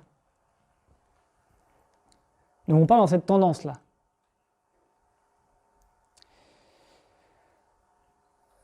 Alors bon, je passe sur les conséquences de Jérôme de Stridon. Voilà, alors la Septante apporte par exemple, justement, en réponse à ça, la Septante est beaucoup plus universaliste. Donc, c'est ce que je disais, elle n'est pas arc-boutée sur le culte du temple de Jérusalem. C'est-à-dire qu'on peut pratiquer, on peut se rattacher à Dieu, on peut avoir une vie spirituelle sans être rattaché à la terre d'Israël, au temple d'Israël, aux pratiques des sacrifices du temple. Et dans cette lignée-là, avec le mot Théos, donc Dieu en grec, remplaçant Elohim, et le mot Kurios employé pour YHWH, donc Yod et Vav et en hébreu, le tétragramme, le nom de Dieu en hébreu, le Dieu personnel du peuple hébreu devient sans aucun doute la divinité universelle. Les origines polythéistes ou du moins ethniques de ces noms disparaissent au profit d'un monothéisme accentué. Alors pourquoi? Il faut peut-être expliquer origine polythéiste. Bon, les historiens, en étudiant le judaïsme archaïque, ont découvert que le mot Yod et Vav était lié parfois à des cultes polythéistes. Donc ils ont trouvé notamment une inscription qui est très connue, qui est Yahvé ou Jéhovah ou Yahuwah, suivant la vocalisation qu'on fait du tétragramme, et son Asherah. C'est-à-dire qu'il y avait une divinité à côté de Yod et Vavé, et Yod et Vavé, c'est le nom du dieu hébraïque, du dieu de la Bible des Juifs, quoi. Or, dans la Septante, il va disparaître. Et on va l'appeler Théos, qui est le nom très théorique, très universel du dieu en grec, et qu'utilise par exemple Platon dans les dialogues de Platon. Et Platon va même... vous trouvez des dialogues entiers de Platon où il n'y a d'ailleurs qu'un dieu. Il va dire Théos, le dieu, la divinité. Donc si vous voulez, vous trouvez des textes de Platon beaucoup plus monothéistes que des cultes juifs. Vous voyez? Donc et c'est dans ce cadre-là que va se développer la théologie chrétienne. Donc se détacher du judaïsme qui finalement a des aspects polythéistes, ethnicistes, donc très particularistes, au profit de cette universalisation qui va s'opérer grâce aux Grecs et à la Septante. Oui, ça revient à ce qu'on disait ce matin. Il faut pas qu'on n'emploie pas le mot éternel. Oui. Dans les textes, les psaumes, il ne faut pas dire l'éternel, il faut dire le Seigneur. Parce que le Seigneur, c'est dans la Septante. Voilà. Kurios. Donc, et Théos et Kurios sont des termes, même si Kurios vient de termes hébraïques qui voulaient dire Seigneur, donc notamment Adonai en hébreu. Mais en fait, voilà, je ne vais pas développer. Bon, on avance. En Deutéronome 10.6, là où l'hébreu dit circoncire le prépuce du cœur, donc ça fait référence bien évidemment à la circoncision bien connue chez les judaïques, le grec substitue un mot abstrait appelé une grande fortune, sclérocardia, c'est-à-dire la dureté du cœur. Donc scléro, c'est ce qui est durci, durci. Cardia, le cœur. Donc, et bien évidemment, la dureté du cœur, la circoncision du cœur va devenir un thème chrétien, théologique, très important. Donc vous voyez que ça inaugure toute une spiritualité qui est très différente. En Actes 14-17, donc dans le Nouveau Testament, on lit une citation d'Amos qui donne dans la Septante les mots « Le Seigneur reviendra afin que le reste des hommes cherche ». Bon, là, je vous ai mis le texte grec, avec en plus les mots « le Seigneur ». Donc, afin que le reste des hommes cherche le Seigneur. Tandis qu'en hébreu, vous avez « afin qu'il », mais ici, en hébreu, c'est les Israélites, il désigne les Israélites, héritent des restes d'Édom. Donc, d'un côté, vous avez l'idée qu'il faut rechercher Dieu de manière générale, les hommes, donc l'humanité. Dans le texte hébraïque, vous avez nous, les Juifs, nous allons détruire Édom et récupérer leur cité et leurs biens. Vous voyez, c'est une spiritualité un peu différente. Vous voyez ? Pourquoi ? Alors là, d'un point de vue grammatical, comment ça se fait que c'est complètement différent ? Après, les spécialistes actuels vont découper, étudier, analyser, anatomiser, faire l'autopsie du texte et dire c'est parce que, en fait, en grec, ils ont lu Adam à la place d'Édom. Vous voyez, ils vont étudier, voilà. Mais en tout cas, ça aboutit à une théologie qui est différente. On souligne également le passage au vocabulaire philosophique, abstrait, dans la traduction grecque du fameux nom révélé par Dieu à Moïse, en Exode 3,14. Moi, je suis l'étang, ego eimi hoon. D'ailleurs, hoon va avoir une très grande fortune, bien évidemment, dans le christianisme, puisque vous allez le trouver sur toutes les icônes. Jésus, c'est marqué hoon. Donc vous avez... bon, j'ai pas mis d'icône. Vous trouvez Jésus avec son auréole, et vous avez hoon, comme ça écrit avec les 3 lettres, hoon. Donc l'être, celui qui est. Et ça, c'est dans la Septante. Et si vous allez à l'hébreu, vous avez aye hasheh, qui veut dire, alors sur lesquels les traductions, les hébraïsants ne sont pas très d'accord, ils ne savent pas exactement ce que ça veut dire en hébreu. Mais en grec, c'est beaucoup plus clair. Le grec a tranché, l'être, être celui qui est. Voilà. Et avec une connotation philosophique, métaphysique. Et là, je vais rentrer plus dans des variantes, dans des différences vraiment fondamentales entre la Septante et le texte massorétique. Donc Isaïe 10, 22, 23. « Et si le peuple d'Israël était comme le sable de la mer, un reste en sera sauvé, car il accomplit et tranche la parole avec justice, et cette parole tranchée, le Seigneur l'exécutera dans tout le monde habité. » Donc toujours cette universalisation, tout le monde habité. Oikumene olé. En hébreu, vous avez « Même si ton peuple, ô Israël, était comme le sable de la mer », donc ce que j'ai souligné est la différence. Il n'en reviendra qu'un reste, donc ce n'est pas l'idée de sauver, c'est « il en reviendra ». Ce n'est pas la même idée. Là, en grec, il y a quand même l'idée de salut.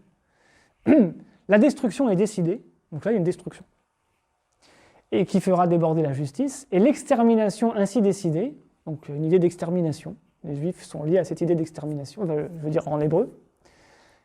Le Seigneur Dieu, le Tout-Puissant, l'accomplira dans tout le pays. Alors d'ailleurs, là où c'est marqué le Seigneur Dieu, dans le texte hébraïque, vous avez le tétragramme. Ce n'est pas le Seigneur qui est marqué en hébreu, c'est le tétragramme. Mais c'est toujours traduit le Seigneur, d'accord ? Ça pourrait être Yahvé. Là, dans Tob, donc la traduction œcuménique de la Bible, ils traduisent le Seigneur, mais si vous prenez Jérusalem, ça sera Yahvé, je crois. Yahvé Dieu, le Tout-Puissant, l'accomplira dans tout le pays d'Israël. Vous voyez ? Donc, vous avez un sens qui est complètement différent. Et notamment, vous avez dans la Septante d'Isaïe, donc l'idée de salut, vous avez une parole qui est extrêmement importante, puisqu'elle est répétée 2 fois, qui est un logon, qui est une déclaration, mais logon avec des connotations grecques, de logos. Le logos, ça va être qui ? Ça va être Jésus. Ça va être le logos incarné. Donc avec des résonances chrétiennes complètement différentes. Et avec cette arrivée du Seigneur qu'il exécute dans tout le monde habité, donc les chrétiens pourront interpréter l'arrivée du Christ, la révélation du Christ qui est le Logos, à tout le monde. Donc la diffusion de l'Évangile. Tandis que si vous prenez le texte hébreu, vous n'avez pas ce sens-là du tout. Hein. C'est complètement différent, il y a une extermination, et les Juifs vont survivre, une partie des Juifs, des Hébraïques, vont survivre à cette extermination. Donc c'est pas, vous voyez, c'est... Mais t'en déduis quoi? Parce que ça penser que la Septante peut être prise sur autre chose que le texte massorétique. Oui. Donc là, c'est pas. Parce que là, on a l'impression que c'est la Septante qui a bu un coup de trop, quoi. Alors, En fait, on ne sait pas. Enfin, je crois qu'on ne sait pas. bah voilà, certains pensent qu'il y avait un texte hébraïque archaïque. Voilà, mais c'est pas une traduction Qui était- du texte massorétique où ils ont. Ah non, oui, la Septante n'est jamais une traduction du texte massorétique, c'est la traduction de ce qu'on appelle une Vorlage, c'est-à-dire d'un texte archaïque qui date du 5e siècle, du 6e siècle d'avant Jésus-Christ, qui a été perdu, c'est-à-dire un texte hébraïque ou araméen, ou en hébreu archaïque, parce que vous savez qu'il y a des différentes stades de l'hébreu. Avant d'arriver à l'hébreu carré d'aujourd'hui, là qu'on connaît bien, il y avait un hébreu archaïque, et peut-être que le traducteur de la Septante avait un texte qui, selon lui, signifiait cela et pas ça.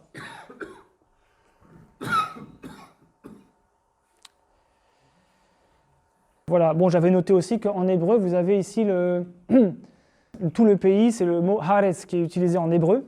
Et Haaretz, c'est d'ailleurs le nom d'un journal israélien actuel. Et Haaretz, pour les juifs, c'est très clair, ça veut dire Israël. Ça ne veut pas dire le monde.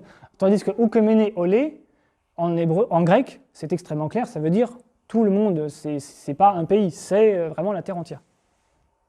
Alors on peut avancer, s'il te plaît.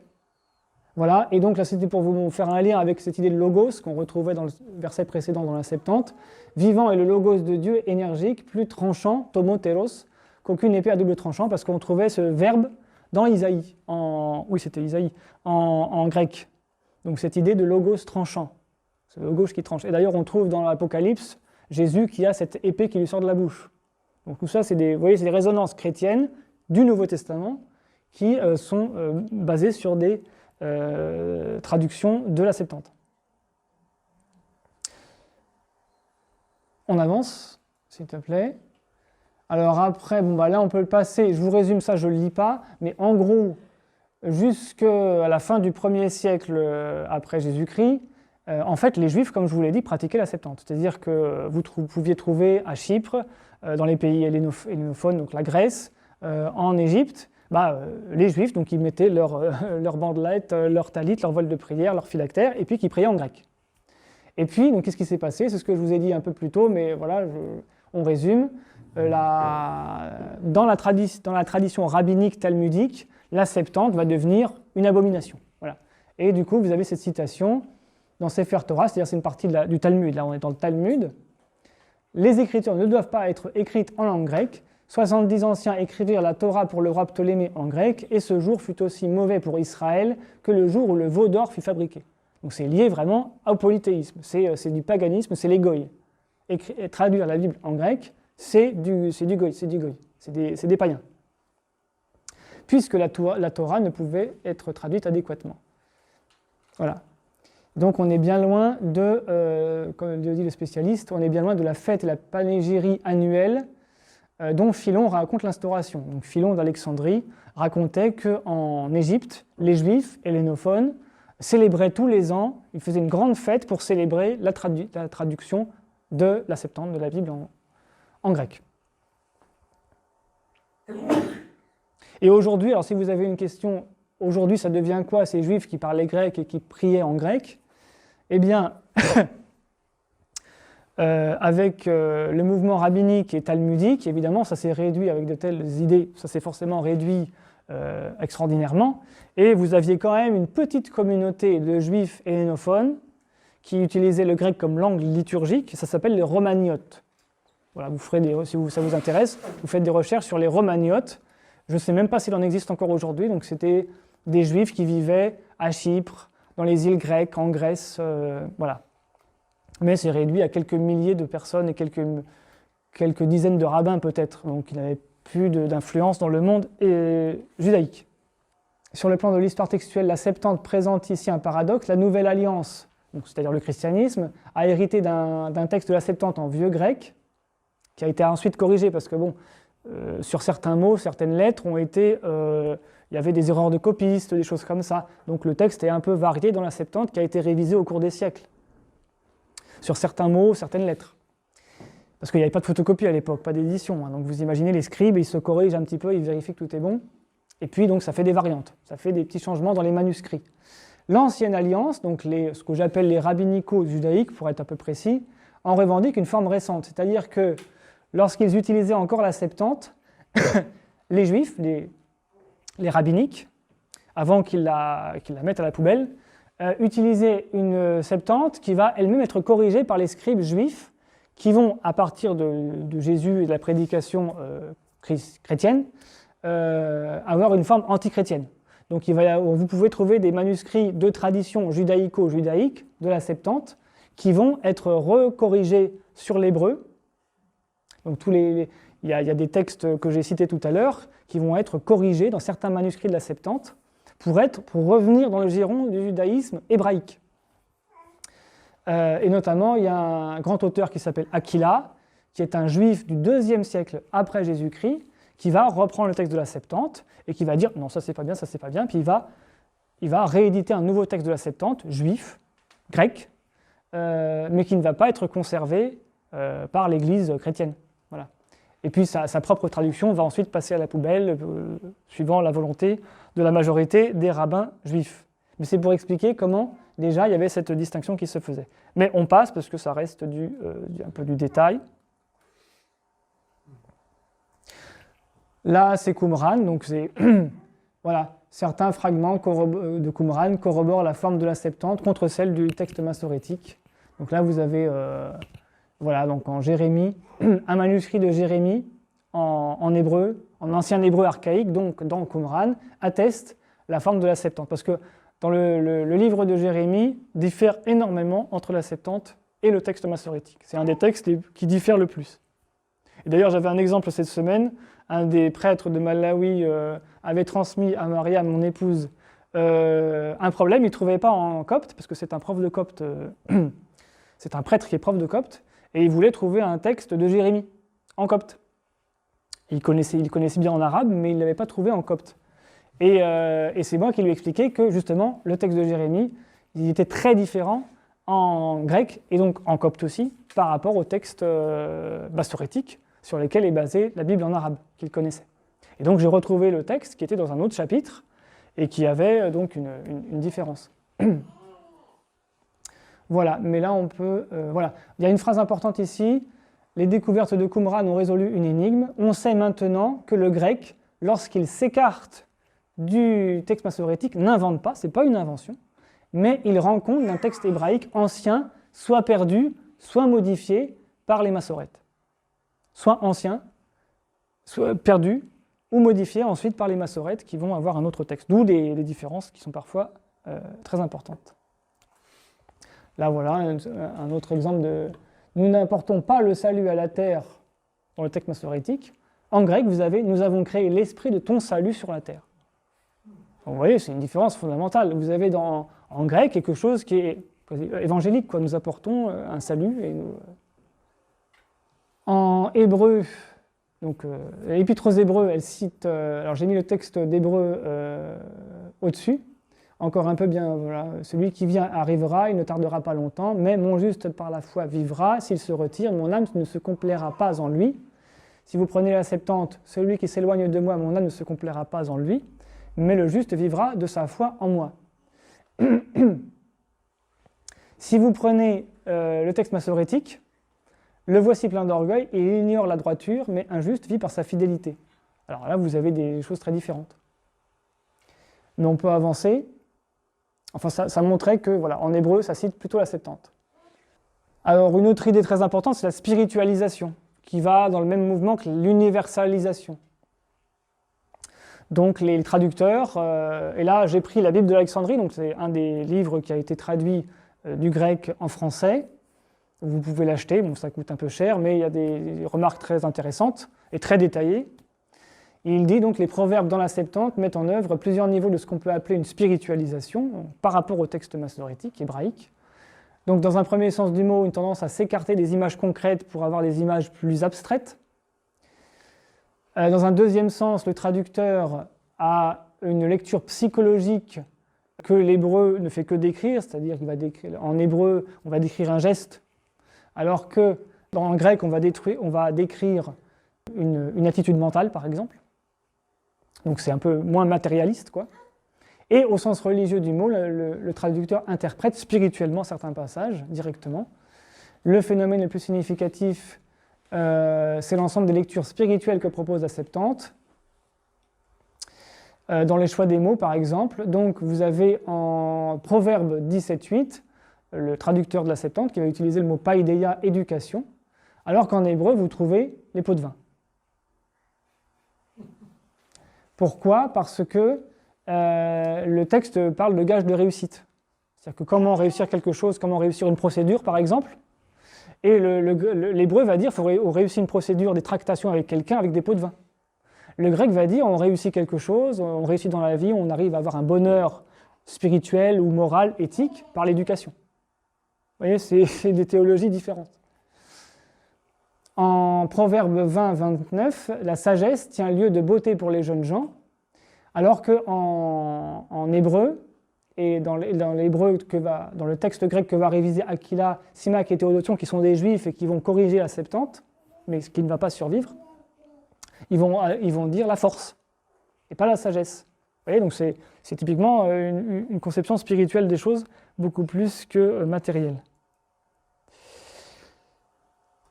Alors, hellénisation, voilà, donc l'idée principale, parce que bon, je vais être trop long, la bonté et la justice apparaissent là où l'hébreu évoque l'apaisement ou la colère.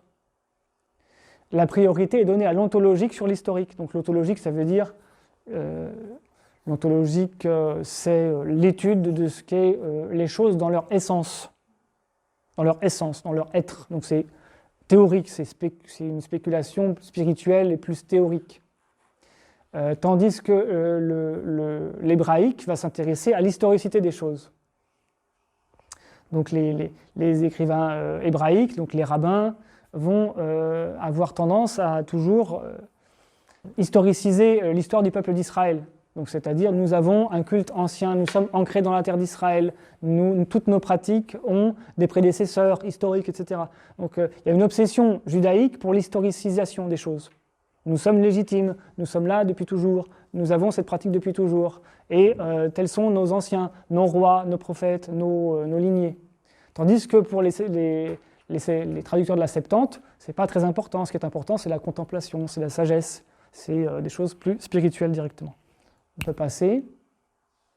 Alors là, voilà, on a une remarque christologique directement dans la Septante. Donc, dans Genèse 22, Deutéronome 28, 66, on a tous des allusions sur un supplice dans la potence, si vous voulez, en hébreu. Et dans le texte massorétique et dans le texte grec, on a des mots différents pour le désigner. Donc en grec, le bélier est suspendu à un arbre, la vie est suspendue, où on parle de suspendu au bois. Et ça, c'est en grec et pas dans le texte massorétique. Donc tous ces mots qui vont quand même avoir des allusions à propos de la croix, de cette idée de la croix du Christ, ne se retrouvent pas en hébreu, ou de manière beaucoup plus faible, beaucoup plus confuse. D'où le fait que les pères de l'Église aimaient beaucoup la Septante, parce qu'ils retrouvaient beaucoup plus d'allusions chrétiennes. Voilà, donc là c'était pour dire ce qui est résumé dans le titre. La Septante est la Bible de l'Ancien Testament pour les pères de l'école d'Alexandrie.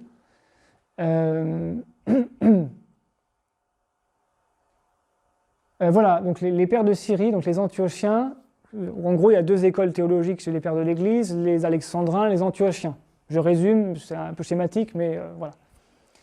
Et donc les Antiochiens sont un peu les prédécesseurs de Jérôme de Stridon. Ils vont avoir tendance à s'intéresser à l'hébreu et à l'araméen. Pourquoi ? Déjà parce que beaucoup d'entre eux parlent araméen et syriaque. Donc, comme ils parlent araméen et syriaque, ils sont encore très sémitiques et ils vont avoir tendance à revenir au texte hébraïque. Mais, malgré tout, plusieurs d'entre eux, donc les pères de l'Église antiochiens, vont être sensibles à la Septante.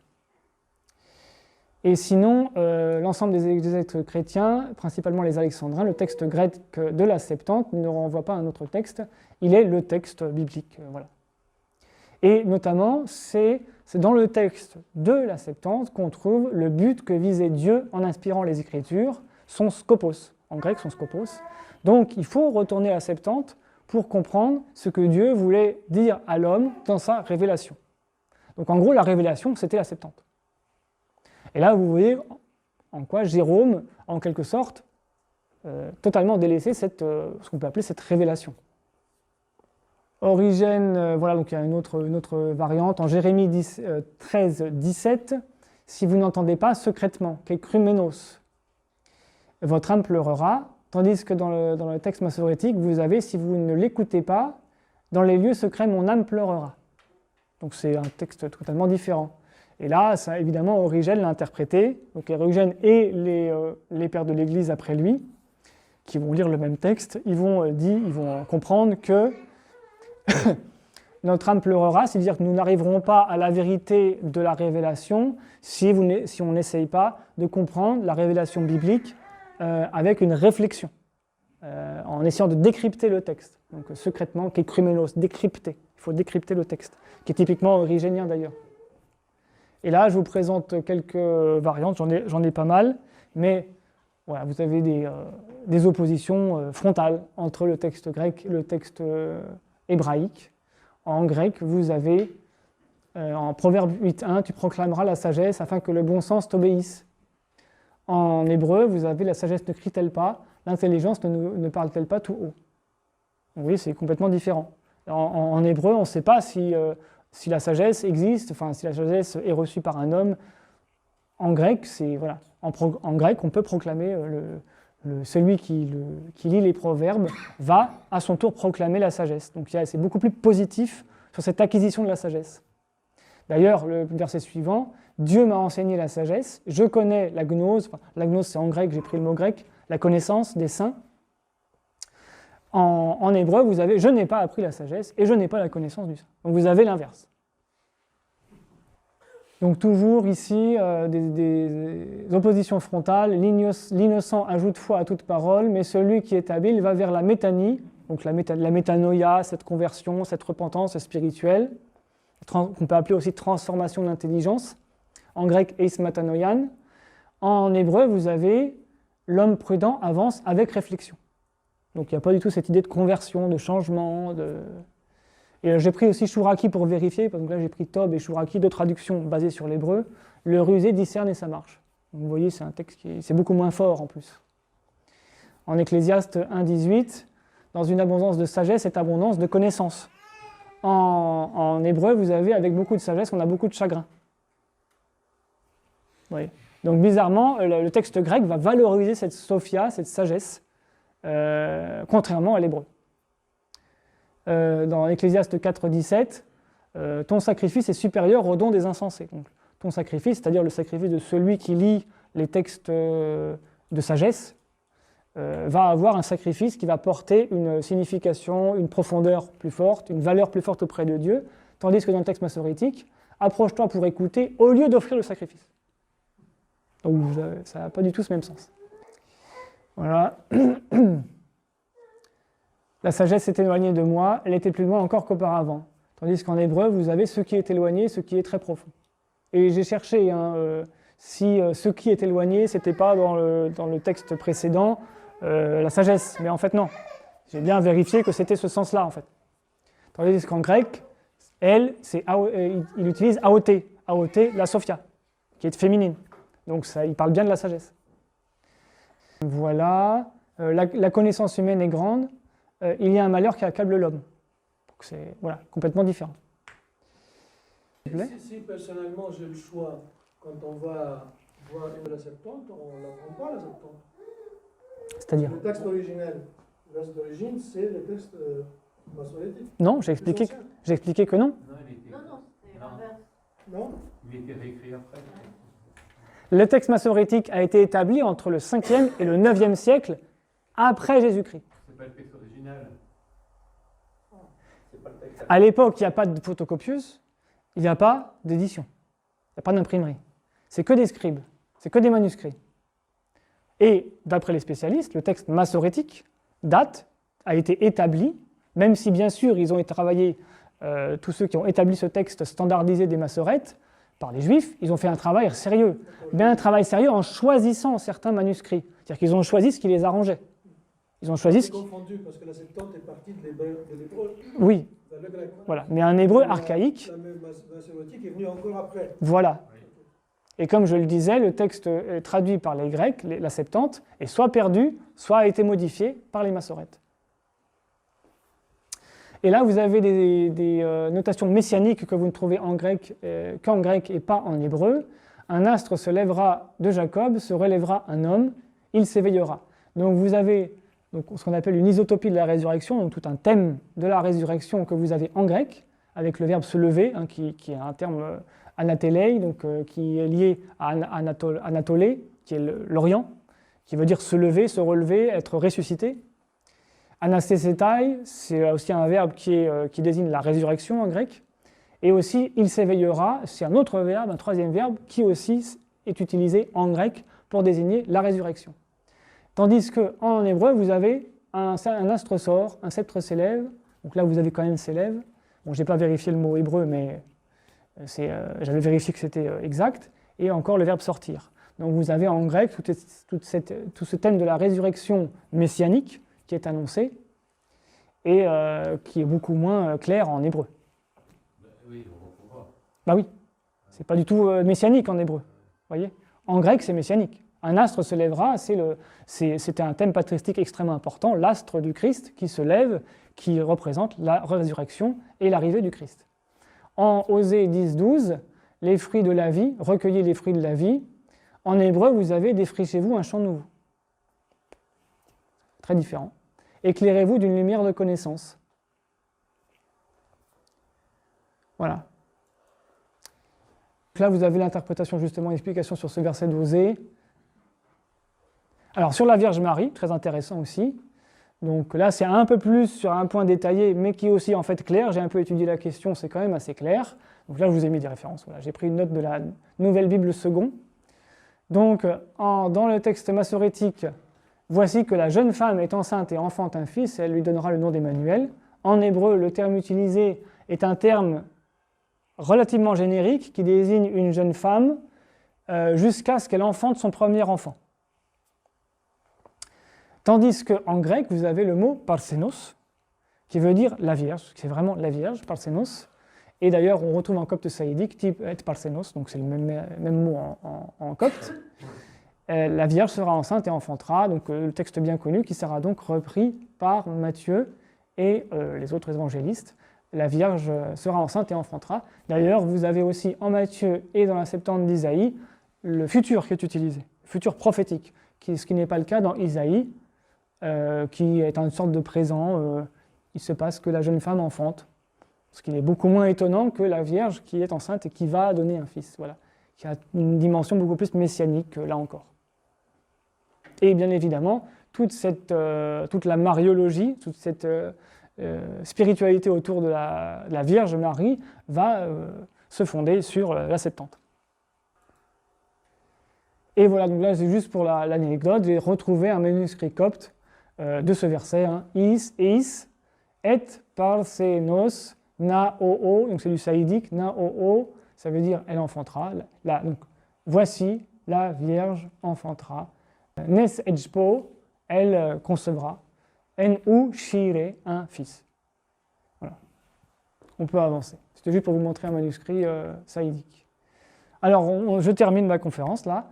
La filiation, qu'est-ce qu'a donné la Septante? Donc, comme on récapitule un peu, la Septante, livres canoniques et deutérocanoniques, vont influencer Philon d'Alexandrie, qui est un auteur fondamental, mais qui reste encore juif, judaïque, mais un judaïsme qui a disparu. Hein. Si vous lisez Philon d'Alexandrie, sa spiritualité, elle n'existe plus dans le judaïsme d'aujourd'hui, bien sûr.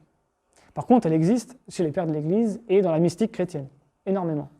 Donc vous avez le Nouveau Testament, qui va se baser très majoritairement sur la Septante, les pères apostoliques, l'épître de Barnabé, Clément de Rome, le pasteur d'Hermas, donc c'est des textes qui précèdent les pères de l'Église plus institués.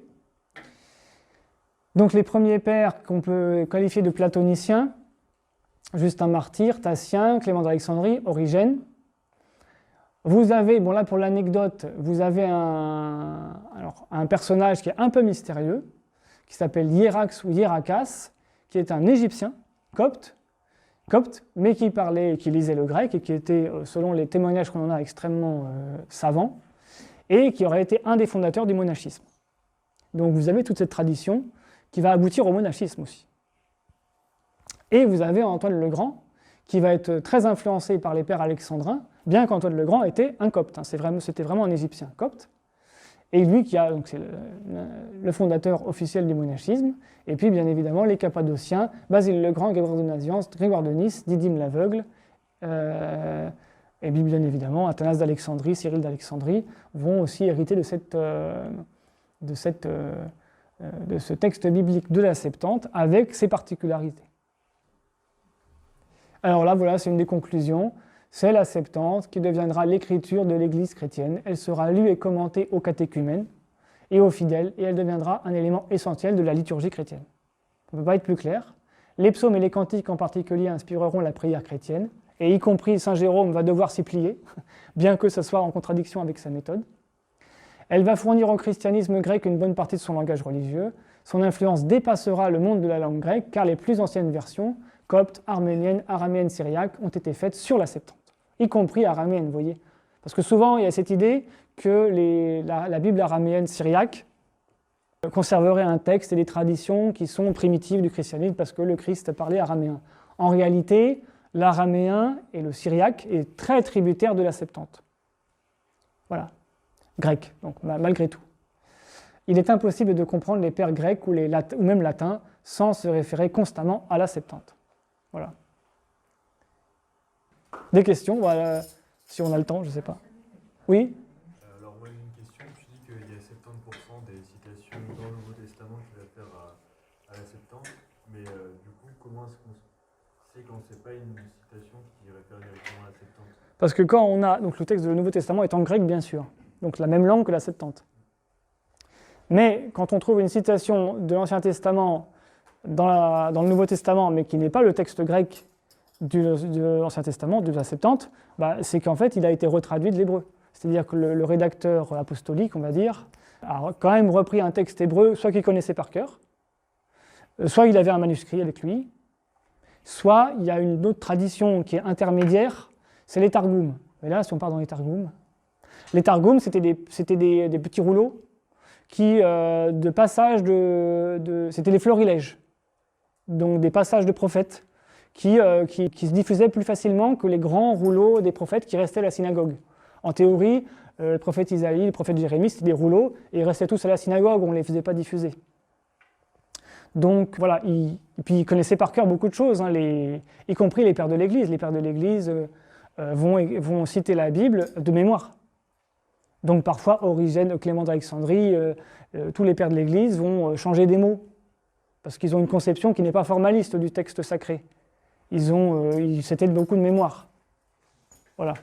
Et dans ce cas-là, en l'occurrence, 20%, peut-être entre 15 et 20% des citations de l'Ancien Testament viennent plutôt de la tradition hébraïque, retraduite en grec quand même. Si on prend les versions d'aujourd'hui pour les résumer, par exemple, la Bible en arabe, la Bible en français et la Bible en anglais, on considère on va prendre le français. Tu as la Bible catholique ou de la Bible de Jérusalem, tu as le second, le plus utilisé, tu as la Tobe, etc. Est-ce qu'on peut considérer que ces Bibles françaises sont basées sur des traductions hébraïques? Oui. Et non pas septante? Oui, bien sûr. D'accord. Et l'arabe aussi? Oui. Et l'anglais aussi, l'anglais? Oui. Oui. Alors, la seule différence, c'est qu'en anglais, il y a plus de monde qui travaille sur la Bible chez les Anglais. Le monde anglophone est plus gros. Donc, ils ont des traductions de la Septante, mais qui sont utilisées uniquement par les spécialistes. Donc, il y en a au moins 3, qui sont d'ailleurs pas mal. Il y en a un qui s'appelle Brenton, un monsieur qui a traduit la Septante. Et puis, il y en a 2 autres. Voilà. Il ne faudrait pas parler à un juif beaucoup de la Septante, ça m'intéresse. Ça m'est arrivé, moi, à un rabbin. Ça lui est arrivé où un rabbin lui a parlé de la Septante, ça ne lui a pas plu. Ah, qu'est-ce que j'ai pas fait Ah oui. Et la Vulgate. Oui. J'en ai parlé un peu. Oui, je sais, mais par rapport aux versions, comme je disais, à ce qu'elle a servi à l'anglais, français, arabe? Non, aujourd'hui, la Vulgate, quand on traduit la Vulgate, on met que c'est Vulgate, on ne dit pas que c'est la Bible, aujourd'hui. Ouais, c'est la version latine de l'époque. Voilà. Donc elle est utilisée majoritairement dans la liturgie catholique, probablement dans ce qu'on appelle la Bible de la liturgie, faite par les catholiques. Mais par exemple, la Vulgate n'est pas utilisée dans la Bible de Jérusalem.